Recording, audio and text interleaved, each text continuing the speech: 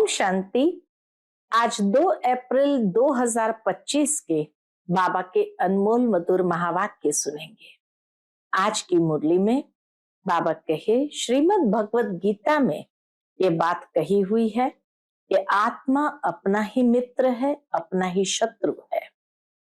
तो अपना मित्र कैसे बनते हैं, अपना शत्रु कैसे बनता है, इस बात को बाबा ने स्पष्ट करते हुए कहा कि बच्चे, तुम जितना श्रीमत पर चलते रहेंगे अर्थात आत्मा स्वयं का मित्र बनती है।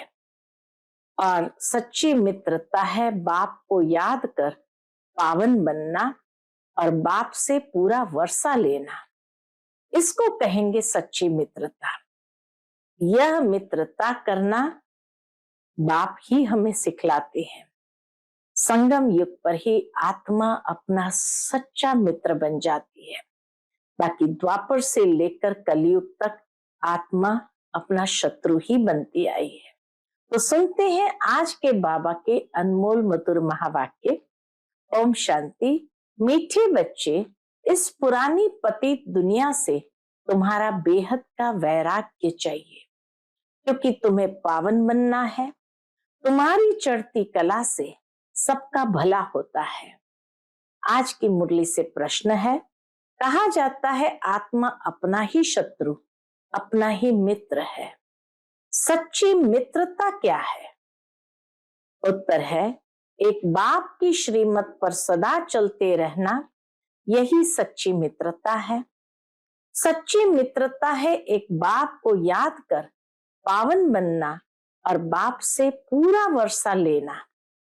ये मित्रता करने की युक्ति बाप ही बतलाते हैं।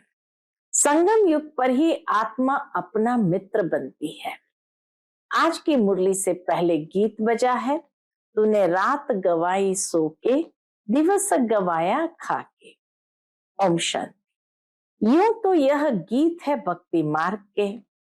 सारी दुनिया के जो गीत गाते हैं, वह शास्त्र पढ़ते हैं, तीर्थों पर जाते हैं, वह सब है भक्ति मार्ग। गीत गाना, शास्त्र पढ़ना, तीर्थों पर जाना, सब है भक्ति मार्ग। ज्ञान मार्ग किसको कहा जाता है, भक्ति मार्ग किसको कहा जाता है, यह तुम बच्चे ही समझते हो। दोनों का कॉन्ट्रास्ट भी बाबा कहे, तुम बच्चे ही समझते हो। वेद, शास्त्र, उपनिषद आदि ये सब है भक्ति के। आधा कल भक्ति चलती और आधा कल फिर ज्ञान की प्रारब्ध चलती है। भक्ति करते करते उतरना ही है। 84 पुनर्जन्म लेते नीचे उतरते हैं, फिर एक जन्म में तुम्हारी चढ़ती कला होती है। इसको कहा जाता है ज्ञान मार्ग। ज्ञान के लिए गाया हुआ है, एक सेकंड में जीवन मुक्ति। रावण राज्य जो द्वापर से चला आता है, वह खत्म हो, फिर राम राज्य स्थापन होता है। ड्रामा में जब तुम्हारे 84 जन्म पूरे होते हैं, तब चढ़ती कला से सबका भला होता है। ये अक्षर कहां न कहां किसी शास्त्रों में है। चढ़ती कला सर्व का भला, सर्व की सदगति करने वाला तो एक ही बाप है ना। सन्यासी उदासी तो अनेक प्रकार के हैं, बहुत मत मतांतर है। जैसे शास्त्रों में लिखा है, कल्प की आयु लाखों वर्ष। अब शंकराचार्य की मत निकली 10,000 वर्ष। कल्प की आयु 10,000 वर्ष, तो कितना फर्क हो गया, कहाँ लाखों वर्ष, कहाँ 10,000 वर्ष। कोई फिर कहेंगे इतने हजार। मत तो परिवर्तन होती रहती है, तो बाबा कहे कोई फिर कहेगा इतने हजार। कलयुग में है अनेक मनुष्य, अनेक मते, अनेक धर्म। सतयुग में होती ही है एक मत। ये बाप बैठ तुम बच्चों को सृष्टि के आदि मध्य अंत का नॉलेज सुनाते हैं।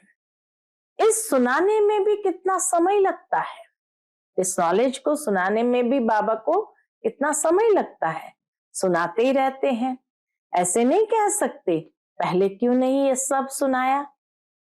स्कूल में पढ़ाई नंबरवार होती है। छोटे बच्चों को ऑर्गन्स छोटे होते हैं तो उनको थोड़ा सिखलाते हैं, फिर जैसे जैसे ऑर्गन्स बड़े होते जाएंगे बुद्धि का ताला खुलता जाएगा, पढ़ाई धारण करते जाएंगे। छोटे बच्चों की बुद्धि में कुछ धारणा हो न सके, बड़ा होता है तो फिर बैरिस्टर, जज आदि बनते हैं। इसमें भी ऐसे हैं, इस पढ़ाई में भी ऐसे हैं। कोई की बुद्धि में धारणा अच्छी होती है, बाप कहते मैं आया हूं पतित से पावन बनाने, तो अब पतित दुनिया से वैराग्य होना चाहिए। आत्मा पावन बने तो फिर पतित दुनिया में रह न सके। पतित दुनिया में आत्मा भी पतित है, मनुष्य भी पतित है। पावन दुनिया में मनुष्य भी पावन, पतित दुनिया में मनुष्य भी पतित रहते हैं। यह है ही रावण राज्य। यथा राजा रानी तथा प्रजा, ये सारा ज्ञान है बुद्धि से समझने का। इस समय सभी की बाप से विपरीत बुद्धि, इस समय सभी की बाप से है विपरीत बुद्धि। तुम बच्चे तो बाप को याद करते हो, अंदर में बाप के लिए प्यार है, आत्मा में बाप के लिए प्यार है, रिगार्ड है, क्योंकि बाप को जानते हैं। आत्मा में बाप के लिए प्यार है, रिगार्ड है, क्योंकि बाप को जानते हैं। यहाँ तुम सन्मुख हो, शिव बाबा से सुन रहे हो, वह मनुष्य सृष्टि का बीज रूप ज्ञान का सागर, प्रेम का सागर, आनंद का सागर है। गीता ज्ञान दाता परम पिता त्रिमूर्ति शिव परमात्मा उवाच। त्रिमूर्ति अक्षर जरूर डालना है। परम पिता परमात्मा त्रिमूर्ति शिव परमात्मा उवाच, तो बाबा कहे ये त्रिमूर्ति अक्षर जरूर डालना है, क्योंकि त्रिमूर्ति का ही तो गायन है ना। ब्रह्मा द्वारा स्थापना, तो जरूर ब्रह्मा द्वारा क्या होगा। बाबा कहे जब कहते हैं ब्रह्मा द्वारा स्थापना, तो जरूर ब्रह्मा द्वारा ही ज्ञान सुनाएंगे। श्री कृष्ण तो ऐसे नहीं कहेंगे कि शिव भगवान उवाच, प्रेरणा से कुछ होता नहीं है, ना उनमें शिव बाबा की प्रवेशता हो सकती है। शिव बाबा तो पराये देश में आते हैं। सतयुग तो श्री कृष्ण का देश है ना, तो दोनों की महिमा अलग अलग है। मुख्य बात ही यह है, सतयुग में गीता को कोई पढ़ते नहीं, सतयुग में पढ़ने की आवश्यकता भी नहीं। सतयुग में गीता को कोई पढ़ते नहीं। भक्ति मार्ग में तो जन्म जन्मांतर पढ़ते हैं, ज्ञान मार्ग में तो वह हो न सके। भक्ति मार्ग में ज्ञान की बातें होती नहीं। अभी रचता बाप ही रचना के आदि मध्य अंत का ज्ञान देते हैं। मनुष्य तो रचता हो न सके, मनुष्य तो रचता हो न सके, मनुष्य कह न सके कि मैं रचता हूं। बाप खुद कहते हैं मैं मनुष्य सृष्टि का बीज रूप हूं, मैं ज्ञान का सागर, प्रेम का सागर, सर्व का सदगति दाता हूं। श्री कृष्ण की महिमा ही अलग है, तो यह पूरा कॉन्ट्रास्ट लिखना चाहिए, श्री कृष्ण की महिमा का, शिव बाबा की महिमा का।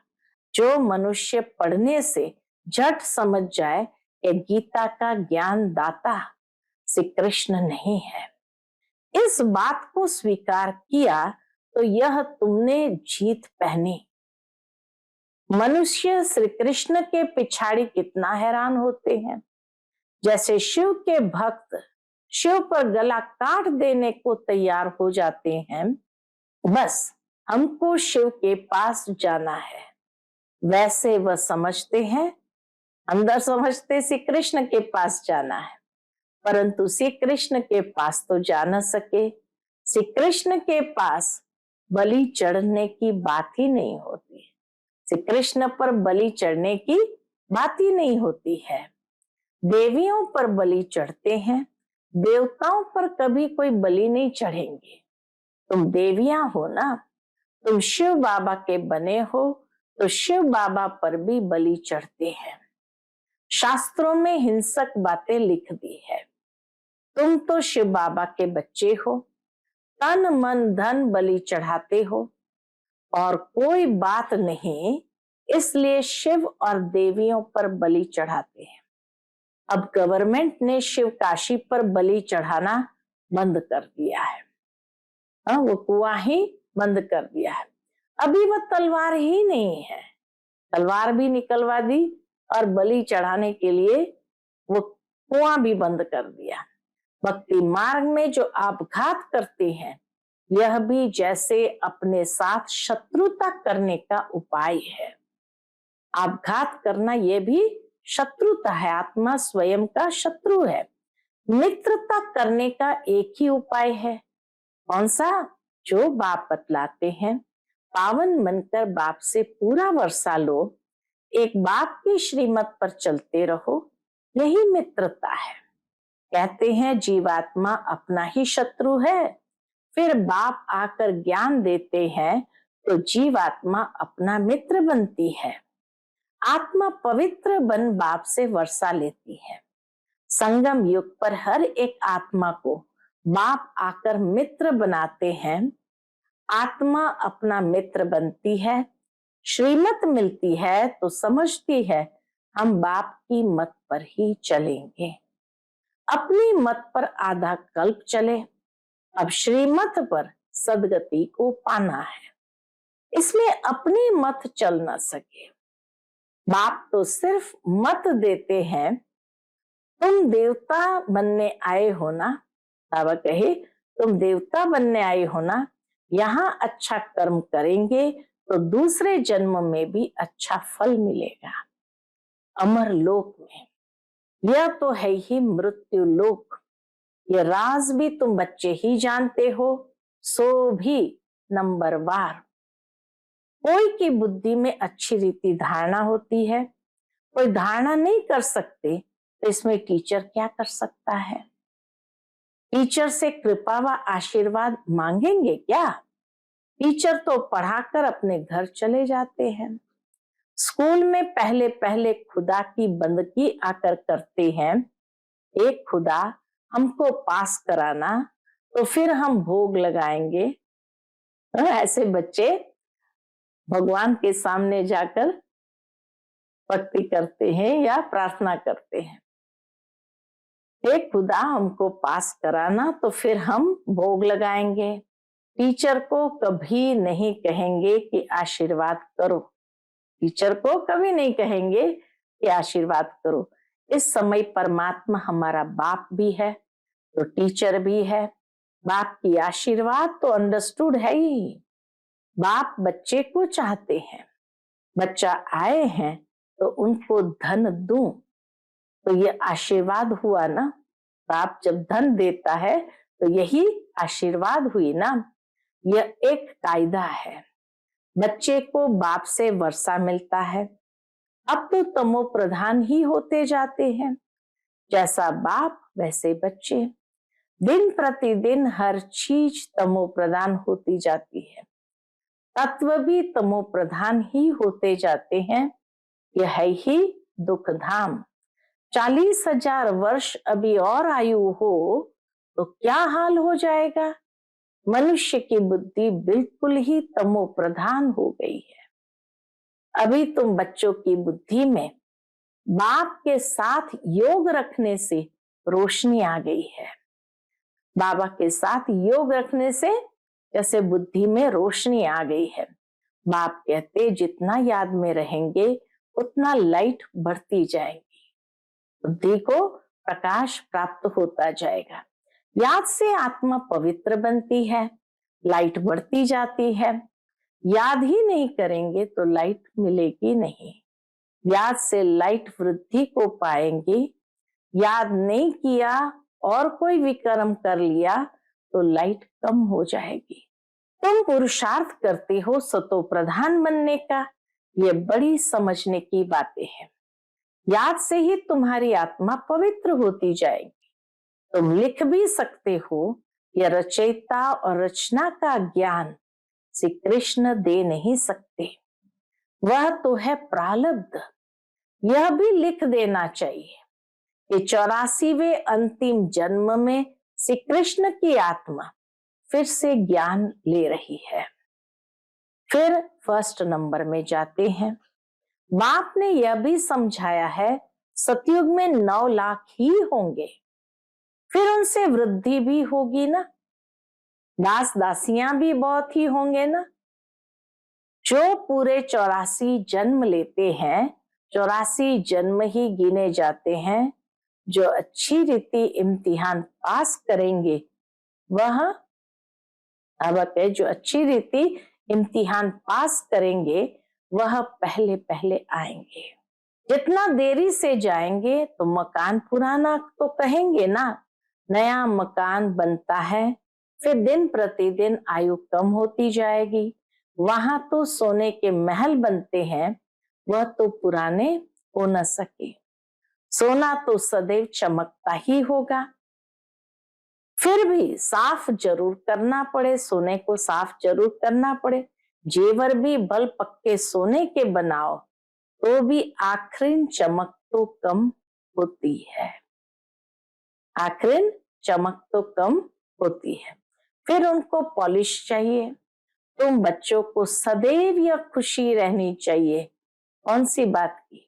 बाबा कहे तुम बच्चों को सदैव यह खुशी रहनी चाहिए कि हम नई दुनिया में जाते हैं।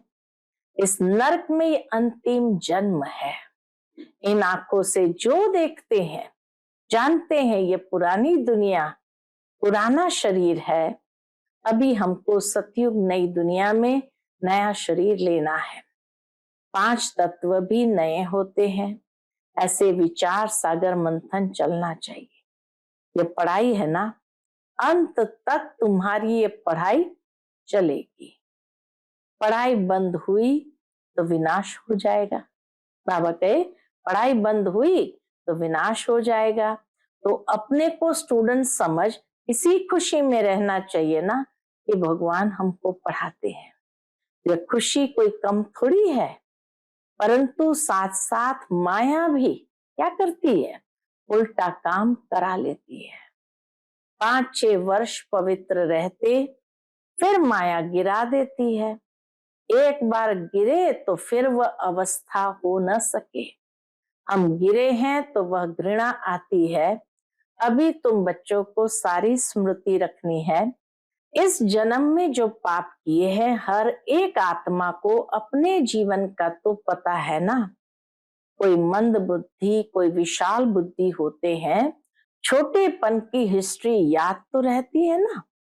ये बाबा भी छोटेपन की हिस्ट्री सुनाते हैं ना। बाबा को वह मकान आदि भी याद है, परंतु अभी तो वहां भी सब नए मकान बन गए होंगे। 6 वर्ष से लेकर अपनी जीवन कहानी याद रहती है। अगर भूल गया तो क्या कहेंगे? अगर भूल गया तो डल बुद्धि कहेंगे। बाप कहते अपनी जीवन कहानी लिखो। लाइफ की बात है ना। मालूम पड़ता है लाइफ में कितने चमत्कार थे। गांधी, नेहरू आदि के कितने बड़े बड़े वॉल्यूम बनते हैं। लाइफ तो वास्तव में तुम्हारी बहुत वैल्यूबल है। वंडरफुल लाइफ यह है मोस्ट वैल्यूबल, अमूल्य जीवन। इनका मूल्य कथन नहीं किया जा सकता। इस समय तुम ही सर्विस करते हो। ये लक्ष्मी नारायण कुछ भी सर्विस नहीं करते। तुम्हारी लाइफ बहुत वैल्यूबल है। जबकि औरों का भी ऐसा जीवन बनाने की सर्विस करते हो। जो अच्छी सर्विस करते हैं वो गायन लायक होते हैं। वैष्णो देवी का भी मंदिर है ना। अभी तुम सच्चे सच्चे वैष्णव बनते हो। वैष्णव माना जो पवित्र है।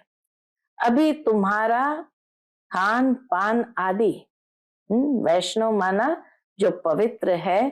तो बाबा के अभी तुम्हारा खान पान भी वैष्णव है, यानी पवित्र है। अभी तुम्हारा खान पान भी वैष्णव है। पहले नंबर के विकार में तो तुम वैष्णव ही हो, यानी पवित्र हो। जगत अम्बा के ये सब बच्चे ब्रह्मा कुमार कुमारियां हैं ना, ब्रह्मा और सरस्वती, बाकी बच्चे हैं उनकी संतान। नंबरवार देवियां भी है जिनकी पूजा होती है, बाकी इतनी भुजाएं आदि दी है वह सब है फालतू। तुम बहुतों को आप समान बनाते हो तो भुजाएं दे दी है। ब्रह्मा को भी 100 भुजा वाला, 1000 भुजा वाला दिखाते हैं, सहस्त्र भुजाधारी दिखाते। ये सब भक्ति मार्ग की बातें हैं। तुमको फिर बाप कहते हैं दैवी गुण भी धारण करना है, किसको भी दुख न दो। दैवी गुण भी धारण करने हैं और किसको भी दुख न दो। किसको उल्टा सुल्टा रास्ता बताए सत्यानाश न करो।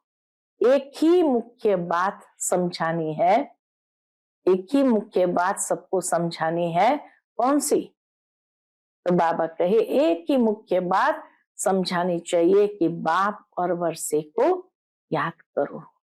अच्छा मीठे मीठे सिक्की लदे बच्चों प्रति माता पिता बाप दादा का याद प्यार और गुड मॉर्निंग। रूहानी बाप की रूहानी बच्चों को नमस्ते।